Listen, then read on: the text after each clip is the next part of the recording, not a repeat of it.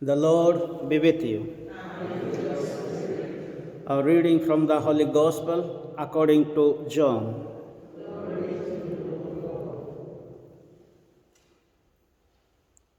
Chapter 19, verses 25 to 27. Near the cross of Jesus stood his mother and his mother's sister Mary, the wife of Clophas, and Mary of Magdala. Seeing his mother and the disciple he loved standing near her, Jesus said to his mother, "Woman, this is your son." Then to the disciple he said, "This is your mother."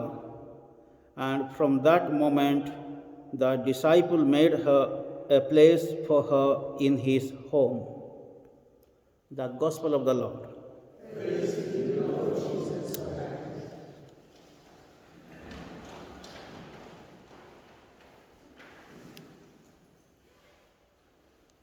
Today, as we celebrate the memorial of Our Lady of Walsingham, let us try to reflect the role of Mary, our mother, in the church.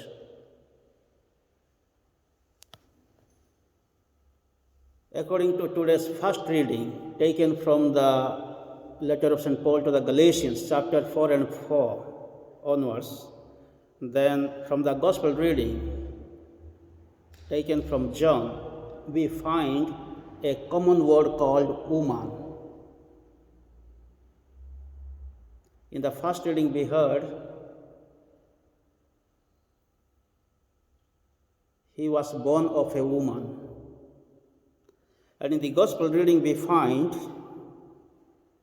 Jesus said to his mother, "Woman, behold your son." And he said to John, "Behold your mother." And if you read the book of Isaiah, chapter 7 and verse 14, there you will find a virgin conceived a son, and he was called Emmanuel, a virgin. So, what we need to understand here, why Mother Mary was called by Jesus a woman. He did not say my mother, he did not say Mary, but he said woman. Even during the time of wedding at Cana, when Mary pleaded, "Jesus, they have no wine," Jesus said, "Woman, why are you worried? Miss, what is there?" He addressed woman. He did not say my mother, or he did not say Mary, but he said woman. So there is a reason to say woman. The reason here is when Jesus said at the foot of the cross, when Mary and John were standing at the foot of the cross, Jesus said to Mary, "Woman, behold your son." That means Mary not only is the mother of Jesus individually, but she becomes the mother of John. John represents the disciples, and the disciples are representing the church. So Mary becomes not only the mother of Jesus, but she becomes the mother of the disciples and the mother of the church. So this is how a particular mother is becoming the mother of the universe, the mother of the disciples, mother of the church. So that is what, when Mary pleaded at Cana during the time of wedding, they have no wine. Jesus said, "Woman." That means Mary did not plead Jesus to have wine for herself. She became the mother of the wedding guests. She became the mother of the poor and needy, because the poor and needy did not have wine to drink, to celebrate the wedding. So even in the first reading we heard, he was born of a woman. So this is how the writers have written the significance of the meaning of woman. And even in the book of Isaiah, we find a virgin, Alma means woman, a marriageable woman. A virgin conceived a son.